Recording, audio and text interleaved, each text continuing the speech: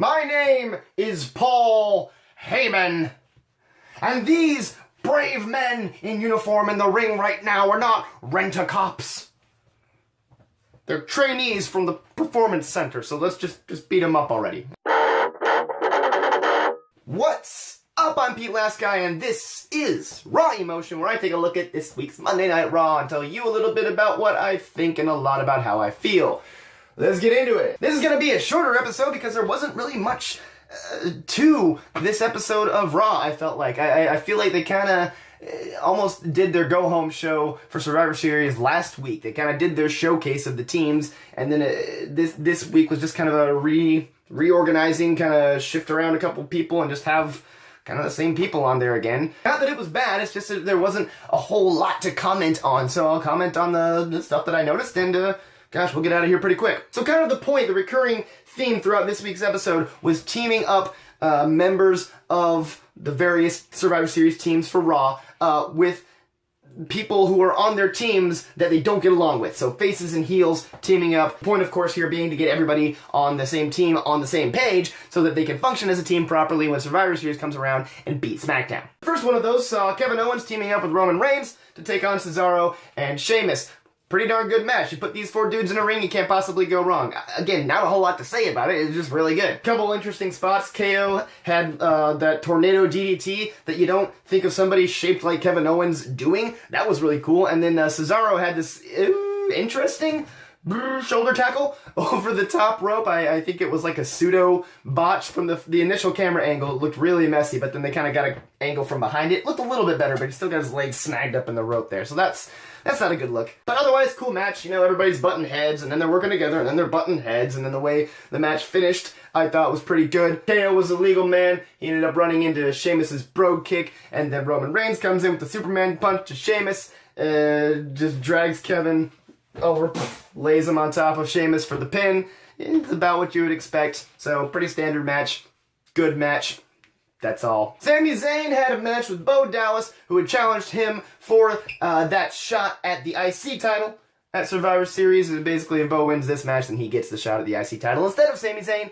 Of course, Sami Zayn won. I say this all the time, but I'm still loving this new Bo Dallas, you know, the Bo leaving Bo with the campaign sign and just the aggressive new nature of how he cuts promos, of how he wrestles. It's all very like, He's got a beard going on now, so he's starting to look a little bit more like his brother. It's a really cool thing, but I'm not sure about how they're using it because he lost this match to Sami Zayn in a fairly quick fashion.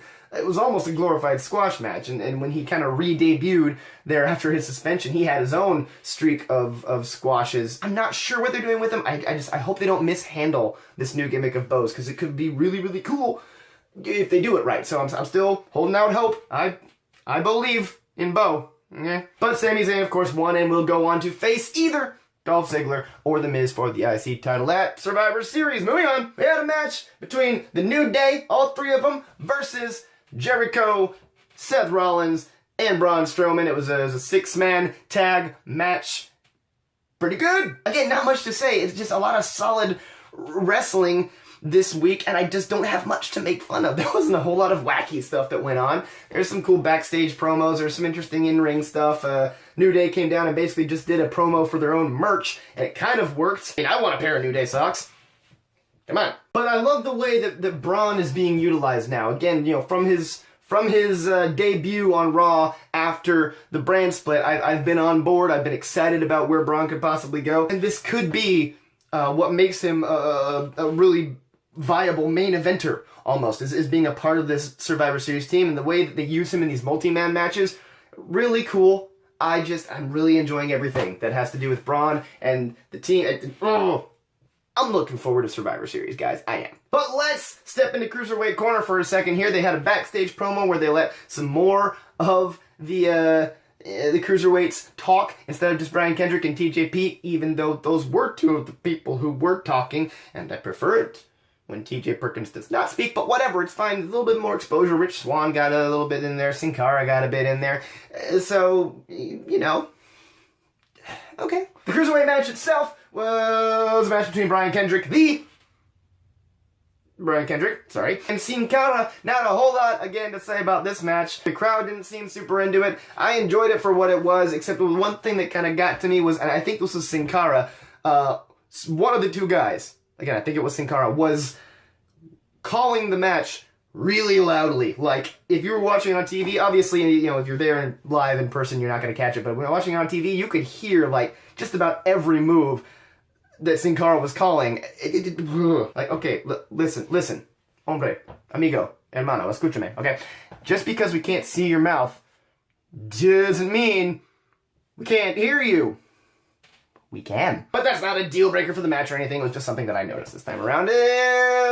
Next thing. Let's talk about the Brock Lesnar and Goldberg in-ring stare-down face-off thing. It was about what you would expect. Paul Heyman trash-talking Goldberg. Goldberg trash-talking Paul Heyman and Brock Lesnar right back. But there was this, what I think was a pretty cool thing that they did where they put a line of security guards in the ring, half of them facing Brock, half of them facing Goldberg, and it honestly, it made that confrontation feel a bit more serious. You know, you got this line of burly dudes between these other two burly dudes, and you honestly are feeling like this could erupt at any moment. And of course, that's what you're supposed to feel, and that's of course what ended up happening by the end. Goldberg is just doing away with security guards left and right. The last two left in the ring, he just looks at him and is like, jump. And so they both just like, get the heck out of that ring. Anyway, both guys, you know, getting all psyched, and both guys get their shirts off and they're just super freaking sweaty for some reason. And then Brock's like, nope, not today. Not today. Ugh. But then that leads us into a match, an 8-man tag team match where Enzymic teamed up with Carl Anderson and Luke Gallows against R-Truth, or Golden Truth, and the Shining Stars, I think. Beforehand, there was a backstage segment between the club and Enzo and Cass, during which at one point, the club says, or I think Carl Anderson says, you guys need to drop the comedy act. You know, coming from the club, honestly, that feels like pretty good advice, because they realized that they needed to drop the comedy act, and they did. But I just thought the irony there was interesting. Maybe it was on purpose. I don't know if I'm giving the creative team too much credit on that one, but I still like that line. The match itself, not much to speak of, but the finish, I like the finish. You know, you think Anderson and Gallows are finally on the same page with Enzo and Cass. They're like, jump, and get Enzo to get up on the top rope, and they're all setting up for the, you know, the whatever he calls the thing where you throw him at the other guy. But then Luke Gallows is like, wait, and then just goes and pins and gets the 3 count. And fantastic. Loved it. Which brings us to the final segment, which was honestly probably my favorite segment of the night. You got the general manager and the commissioner for SmackDown Live, Daniel Bryan and Shane O'Mac, in the ring to confront Mick Foley and Steph. They go back and forth, and Mick Foley and Steph bring out Team Raw, and they're like, oh, look at us, we're Team Raw, and then, oh, surprise, Team SmackDown is here too. Whatever. It was cool. You get both teams in there. They're going back and forth at each other. At one point, Daniel Bryan says something about how SmackDown is better than Raw, and the crowd starts like, yeah, going crazy, and Steph turns to them and is like, you guys are at Raw. What? Something I never thought I would ever have to think about, but Bray Wyatt looks ridiculous in a bright blue shirt. Something about that was really, it wasn't right, you know? But anyway, there's back and forth between KO and AJ Styles. There's some back and forth between, you know, the Braun and Bray and Randy. There's some back and forth between the ex-Shield members, and then eventually Dean's like, okay, we've done this for long enough. I'm gonna hit somebody. Boom! And then, of course, it devolves into a brawl, which you knew it was going to, but I liked it because it showcased a little bit of what we're going to see at Survivor Series without getting away too much of it. I mean, there was definitely a kind of a slew of like, here's my finisher. Well, here's my finisher. Well, here's my finisher. Hey, guys, here's my finisher. But it was a good get psyched moment, and I'm psyched. So mostly positive, honestly, this week on Raw. Big change from last week. I made somebody Scottish mad. It was like the only comment I think we've ever gotten on a video, and it was like, hey, it's how we do it in Scotland. You're the worst. I'm not going to do that accent again. Whoa, I'm bad at it. But a good change of pace. Mostly, again, there wasn't much to it, but what there was, I liked. So, let me know in the comments whether you liked this episode of Raw, whether you thought it was a bit more exciting than I did, what your favorite segment was. Are you excited for Survivor Series? discuss. And once you're done leaving that comment, go ahead and share the video, click like on it, subscribe to the channel, all that stuff. You know how it works anyway. It's all the time I've got today for you. I've been Pete Last Guy. You've been a delight. And this match is over in 1, 2, 3. What's up? I'm Pete Last Guy. Whoa, clapping too loud.